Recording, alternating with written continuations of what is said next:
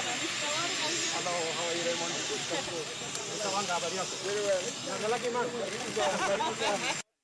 President William Ruto has officially revoked the appointment of George Wanga, husband to Homa Bay Governor Gladys Wanga, as the chair of the Energy and Petroleum Regulatory Authority, EPRA.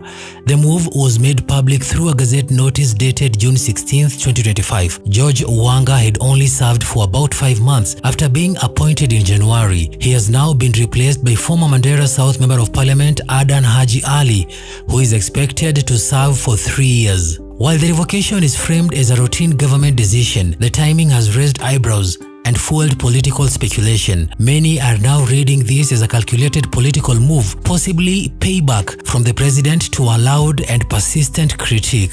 Where I put the question, for those who are of the opinion that we fight for justice in the inside within the broad-based government, may you say aye. And those who say we look for justice outside on the street, may you say no. But the eyes have it. The relationship between President William Ruto and Governor Gladys Wanga has been anything but warm. Over the past few months, Wanga has become one of the most vocal opponents of the Kenya Kwanza administration, especially on issues of police brutality and governance. Just hours before her husband's sacking was made public, Wanga had released a strongly worded letter condemning the rise in extrajudicial killing in the country. She demanded that the government take responsibility for the lives lost and stop turning a blind eye to police abuse. This is not the first time Wanga has openly challenged President William Ruto. Earlier this year, she had threatened to lead the Orange Democratic Party out of its uneasy handshake with the president. She accused the government of using the truce to silence opposition while continuing to violate the rights of ordinary citizens, especially in counties like Homa Bay and Kisumu. Her pushback has not gone unnoticed. Analala hapa Homa Bay, alilala hapa jana usiku, ameamka hapa.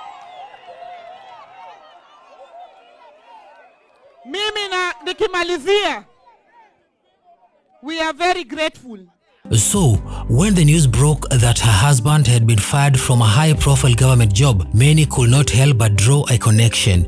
After all, George Wanga was not a controversial appointee.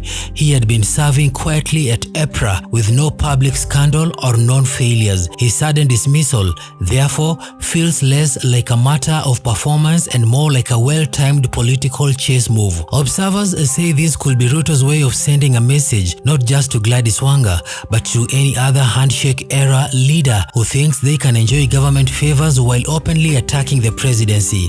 It's a bold reminder that the president holds the power to appoint and just as easily to disappoint. There are people in this country who began the politics of shareholding. And they said that in this country, there are people who are shareholders and there are people who are non-shareholders.